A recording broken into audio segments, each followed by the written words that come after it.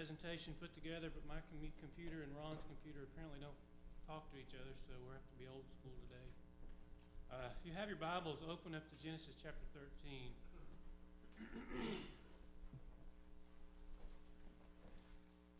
We're going to talk about choices this morning. And if you would, just imagine in your mind, you've seen the pictures and you've seen going down the highway of you driving by a pasture. And in the pasture is all this great grass and stuff that the cows are, they're eating, they're grazing. And there's always this one cow that seems to think that what is on this side in the ditch, on the other side of the fence, is better than what he's got in his pasture. So the idea of the lesson is the grass, is it always greener on the other side? That's one of those statements that sometimes the cliches that we hear from time to time, that people will say, well, the grass is greener on the other side. So that's kind of the theme and the idea behind what we're dealing with this morning. I want to read to you some lyrics of a song that some of you may know the song, but it's a song that was written by Bruno Mars, or performed by Bruno Mars. It's a couple years ago. It was on the radio. It goes along really well with this idea of greener grass. It says, truth of the matter is I'm complicated. You're as straight as they come. You go about your day, baby, while I hide from the sun. It's better if you don't understand, because you won't know what it's like until you try. I'll be waiting on the other side.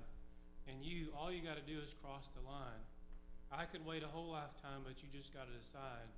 I'll be waiting on the other side. In this song, the idea behind the song is you have this girl who we would consider to be a model of purity, a good girl, some girl she's not a wild child, if you would. And then there's this guy who's trying to encourage her to cross the line. And so the idea that she's having a debate between, and she's having to try to figure out if she wants to continue to stay to be a good girl, or if she wants to cross over and start living a life that's the wild life. And it's the choice that she has to make. That's kind of the idea behind the matter here. And, life, again, is filled with choices. And some of the choices that we have to deal with can make our lives more complicated and more of a mess than really they ought to be because of the way we choose. And when we allow Satan, and the lyrics of this song would be like Satan talking in our ear, just come across, just come over here, and it's okay. You just got to try it every now and then. Just okay. If we allow Satan to influence the thoughts in our mind or those decisions that we make, that's when we find ourselves in a circumstance that things maybe not really what we want it to be. So that's what we want to look at this morning, is the choices that we make and how they affect us. There's a process, I think, that kind of leads up to the trap, if you will, of making a bad choice. And we want to look at the story of Abraham and Lot here to see how those things played out in their life. The first thing that when we're thinking about in the idea that we're considering greener pastures, if you will, is there's usually a problem in our life of some sort. So, number one would be a problem. Let's look at verses 1 through 7 in Genesis chapter 13. It says, Then Abram went up from Egypt, he and his wife and all that he had, and Lot with him to the south. Abram was very rich in livestock and silver and in gold, and he went on his journey from the south as far as Bethel, to the place where his tent had been at the beginning, between Bethel and Ai, to the place of the altar which he had made there at first. And there Abram called on the name of the Lord. Lot also, who went with Abram, had flocks and herds and tents. Now the land was not able to support them, that they might dwell together, for their possessions were so great that they could not dwell together. And there was strife between the herdsmen of Abram's livestock and the herdsmen of Lot's livestock. The Canaanites and the Perizzites then dwelt in the land. So we're seeing here this story progress. You have Abram has been called out of Haran to go to the place where God would show him, and they wind up in this area. Abram had just come up out of Egypt, and he had Lot with him. And one thing we know about Abram is he was a very wealthy man. It's probably one of the wealthiest people in the world at his time. We could consider him to be like a Bill Gates or a Warren Buffett. That's probably how much wealth he had, comparatively speaking. And not only was he wealthy, his nephew Lot apparently was just as wealthy or almost as wealthy, but they both had a lot of stuff. They had a lot of sheep and a lot of camels, a lot of cows, and a lot of livestock that are grazing together in this land. And we figure out that there's not enough good grass, or there's not enough water, or there's not enough whatever to deal with this amount of livestock that they're having to deal with, that they're having to support. And not only is there not enough good ground and grass and water to support them, you have people who are trying to work together to make this thing happen. And apparently the pressures of all that stuff together is causing some squabbles between Abraham and Lot's workers, if you will. So they're dealing with a real problem here. And sometimes in our lives, we deal with problems. Sometimes the problems are real, sometimes they're imagined in our mind, but there's problems. And I think about some examples that I've seen in life, I've seen in school, I've seen in just watching people. But people deal with problems, and I wonder, why do families split up? Why do people leave jobs? Why are all these things? Why do we have all this drama at school? Because there's problems that seem to be facing each other, and how do we handle those problems? When you think about in a marriage situation, you have pressures a lot of times in that situation where your spouses are sometimes they're pulled in 17 different directions because of the kids. Kids want to be here and here and here and here, and there's always not a lot of time together. So that causes pressure, that causes friction. Sometimes it causes to the point where there's fighting, or there's words that may be said that might cause someone to lose and hurt their feelings, and just there's all kinds of things like that go on. Now think about on your job. You may be working in a situation where you may have a boss that's just a total jerk. He's just on you all the time. He's just constantly nagging and nagging and nagging. Or you may have a coworker who's just constantly poking and prodding and trying to get you in a situation where you may not, where it can get you in trouble. So there's these problems that we face. And even at school, young people deal with problems too. And there may be that girl over there who's just constantly catty and chatty and talking behind your back. Or there's problems that we face, and we can't get rid of the problems, but they're always going to be there. I was reading an article a couple of weeks ago about Blake Barnett, and if you're not an Alabama fan, you may not know who he is, but he was the quarterback, one of the great 5-star quarterbacks, one of the top recruits that they've ever had, and he lost the starting job. 4 games into the season, he leaves the team. He quits the team. And the newspaper was interviewing Nick Saban, and what I thought what he said made a lot of sense, and it fits perfectly with what we're talking about. He says, I think a lot of times you have to face your fears. I think everybody has to face their fears. We all have anxiety about things. We all have little insecurities, but eventually you have to face your fears if you want to be successful, and everybody has some fear of failure. In that particular circumstance, this guy who was this top prize recruit, he didn't know how to face the pressure and the fear of not being the chosen child, if you will. He's had everything handed to him, and he's been the starter for all his life, and then all of a sudden, now he's not. So he drops it, and he quits there in the middle of the season. Apparently, Blake Barnett thought that there would be greener grass at another school, so he's going to that route, and he made his choice. But when people move to greener grass, it's usually a product because of fear or anxiety about the problems or the circumstances that they're dealing with in their lives. So number one in the progression is the problem. There's going to be a problem that we're facing or we're dealing with. Number two, there's always going to be choices. If you look at verses 8 through 10 and back in Genesis 13. So Abram said to Lot, please let there be no strife between you and me and between my herdsmen and your herdsmen, for we are all brethren. Is it not the whole land before you? Please separate from me. If you take to the left, and then I will go to the right. Or if you go to the left, and then you go to the right, then I will go to the left. And Lot lifted up his eyes and saw all the plain of Jordan, that it was well watered everywhere before the Lord, destroyed Sodom and Gomorrah, and the garden of the Lord, like the land of Egypt, as you go toward Zoar. So, no matter what the circumstances that we face in our life, there's always going to be choices. Some people may say, well, I didn't have a choice. I didn't have a choice. Well, there's always choices. The choices that you're given may not necessarily be what you want, but there's always choices. And Lot and Abraham are dealing with this problem, and Abraham comes to Lot and says, let's not fight about things. All this land we have around us is available. So So let's solve the problem. And if you want to go to this side, then I'll go to this side. And if you want to go this way, then I'll go this way. So Abram puts choices in front of Lot. And Lot is literally looking at this perspective from a greener pasture. He's looking at life as well, if I go to the left, that grass is not really as green and it's not as thick, and I don't think that will support my cattle and my sheep and my camels like this over here at the right. So Lot he makes his decision based on what he sees the land to behold. And in looking at it, might not necessarily think that it's not a bad decision. But putting that in perspective, why do people quit the church? Why do people stop coming to services? What choices are in their lives to make them choose not to be a part of the assembly, not to be a part of the body of Christ? Sometimes it's real simple. Sometimes it's just their faith is not strong enough to where that 6 o'clock on Sunday night is my favorite TV show. And I'm going to go and watch my favorite TV show at 6 o'clock on Sunday night because that's what I've always done. But it could be as simple as that. Or it could be something just as more in depth that maybe someone in the congregation has, been hypocritical. Maybe we've watched the people around and we see that they're living in some way that they shouldn't be living, so that's going to affect me and make me not want to be a part of the church at all.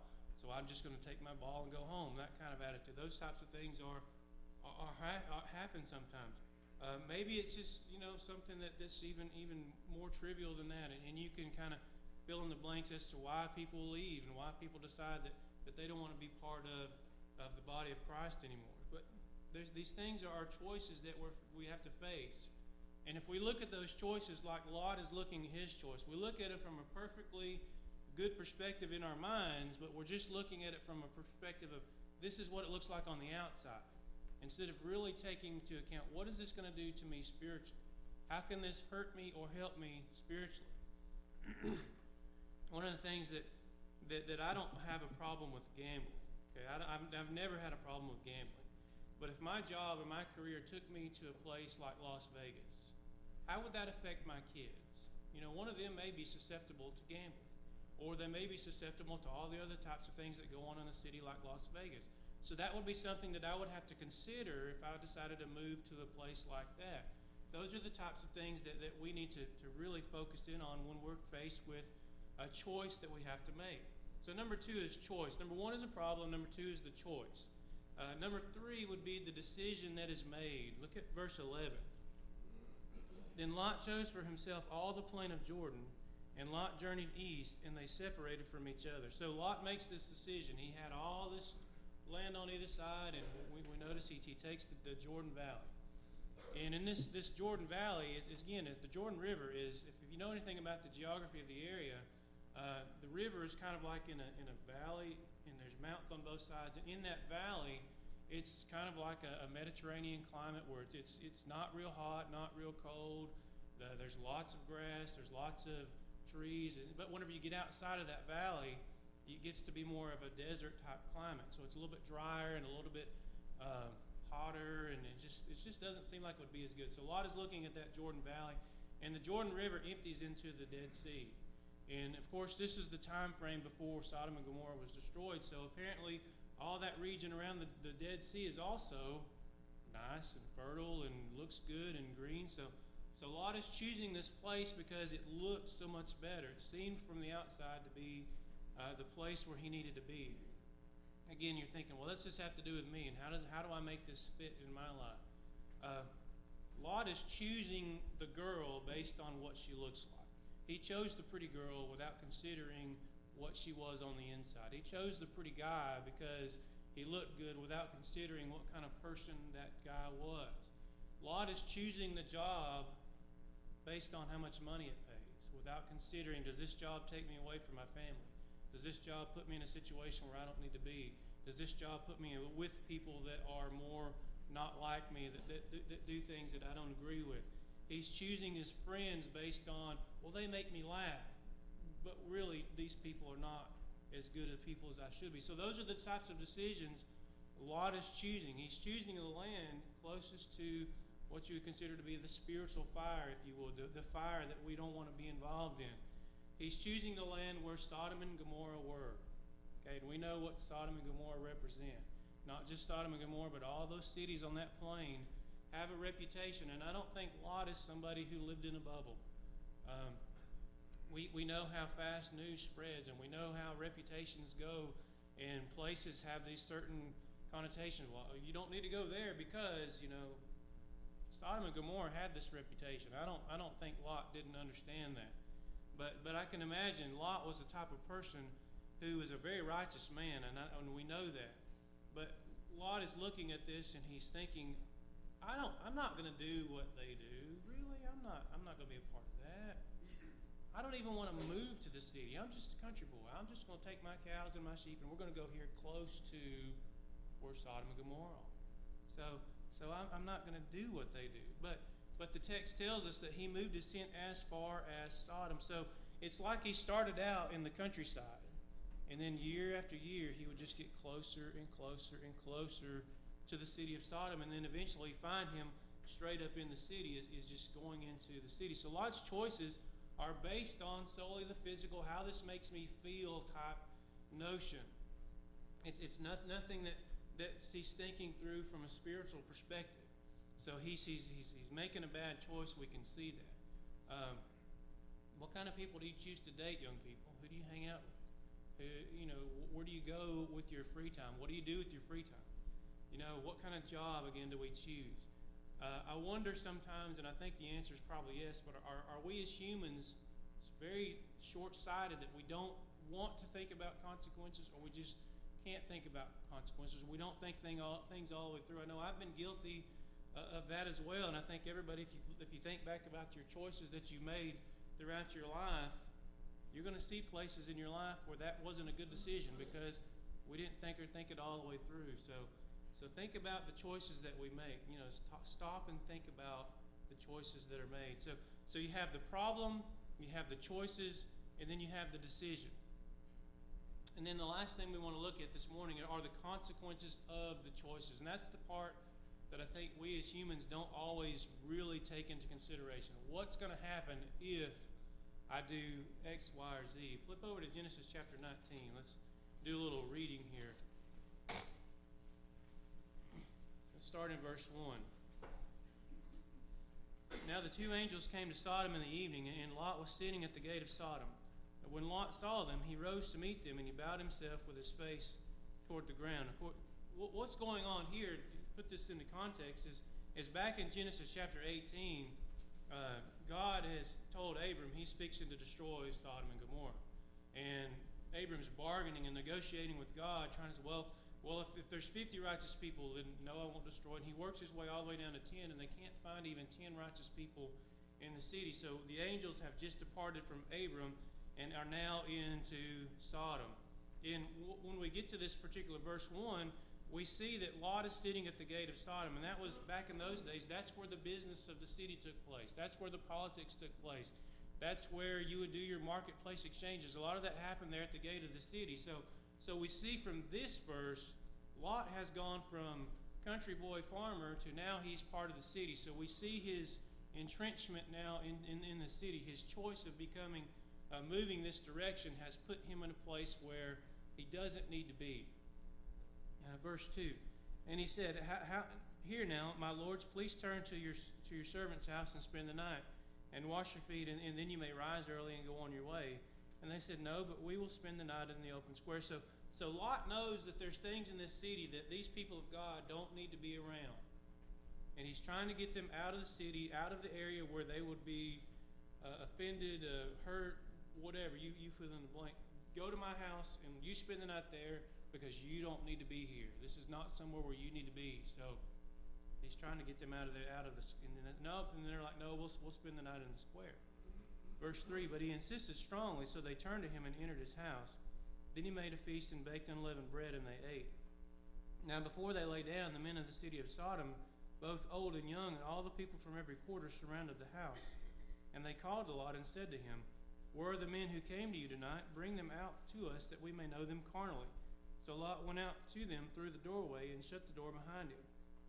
and said, "Please, my brethren, do not do so wickedly." So what Lot is trying to avoid the men of God from having to deal with are these men who come and try to get them out of the house. We saw these guys come in, and we want to be with them, and we want to violate them and just be treat them like we don't need to. God doesn't like it this way, but we want to have this relationship with them. So bring them on out. And Lot's like, no, you don't need to. So Lot knows there's things going on in the city he shouldn't be a part of. So he's making the choice to stay. Verse 8. "See now, I have 2 daughters who have not known a man. Please let me bring them out to you, and you may do to them as you wish. Only do nothing to these men, since this is the reason they have come under the shadow of my roof." And they said, "Stand back." And then they said, This one came in to stay here. He keeps acting as a judge. Now we will deal worse with you than with them."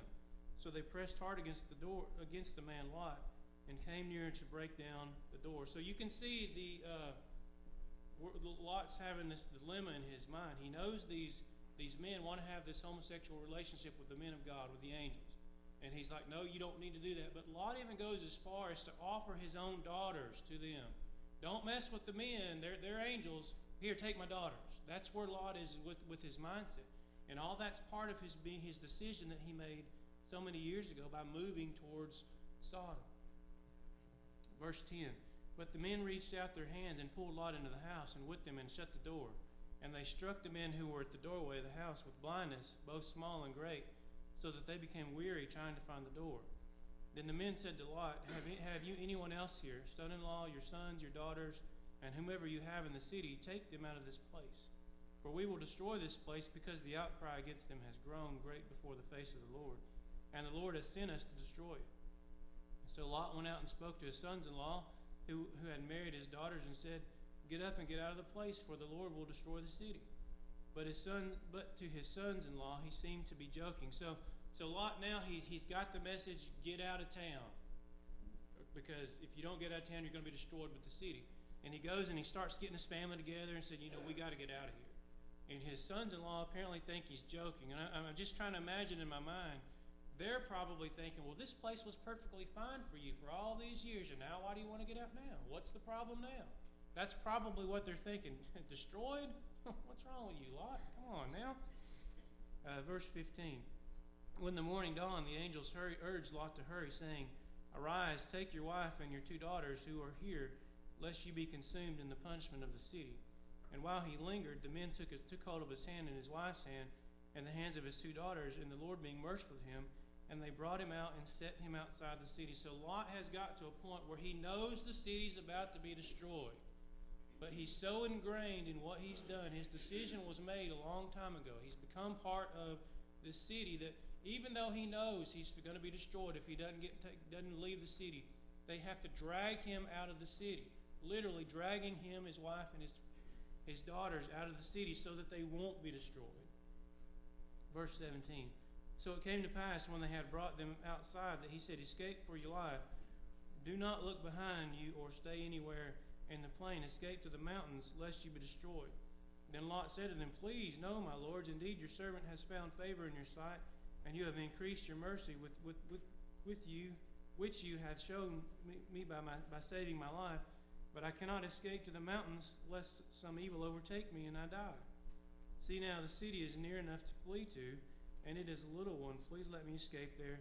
It is not a little one, and my soul shall live.'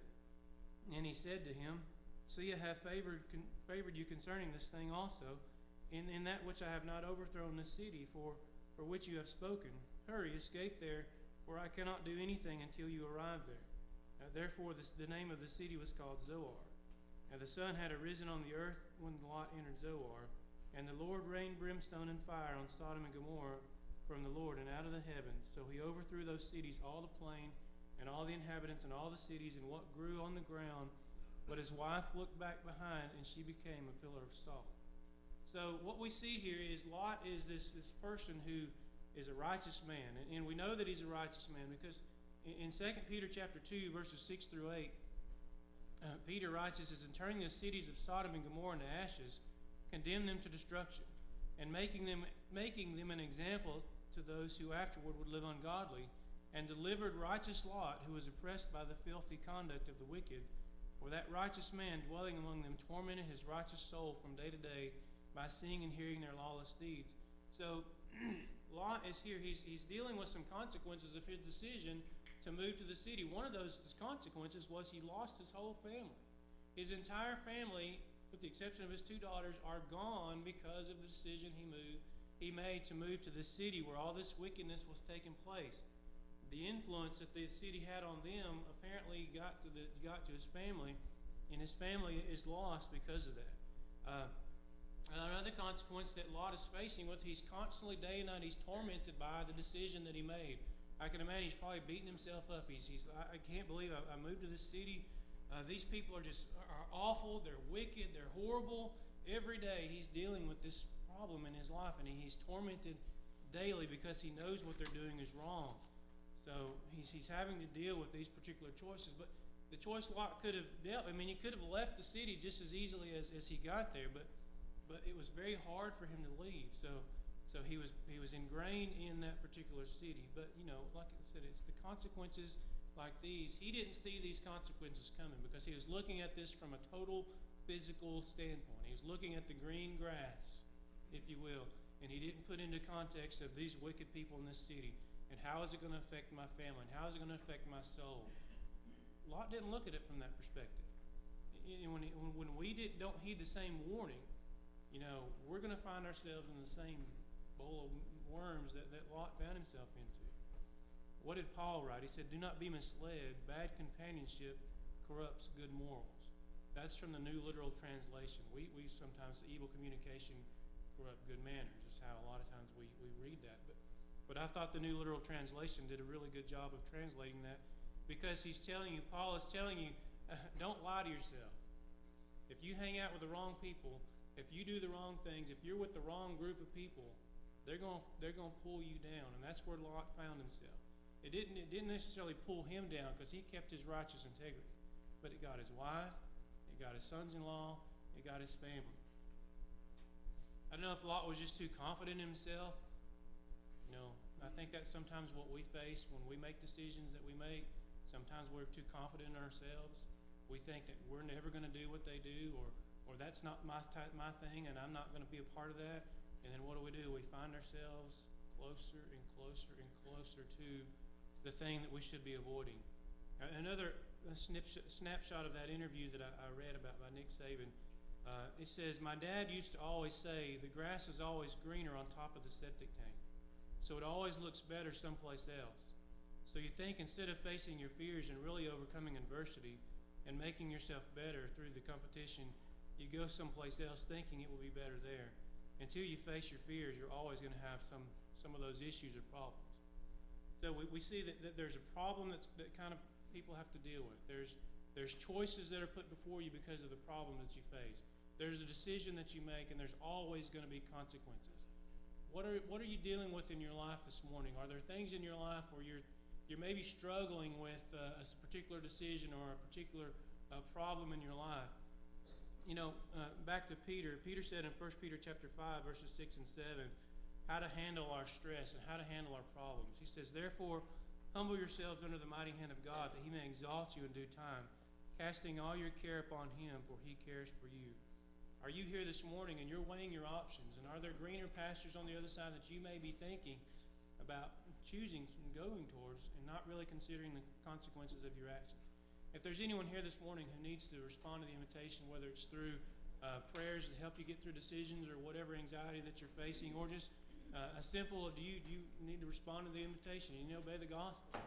That's one of those choices that people make that is definitely greener grass. It's not an easy life, but it's greener than being over here that's where you're not with the body of Christ. If there's anyone who needs to respond, then we ask that you come as we stand and sing.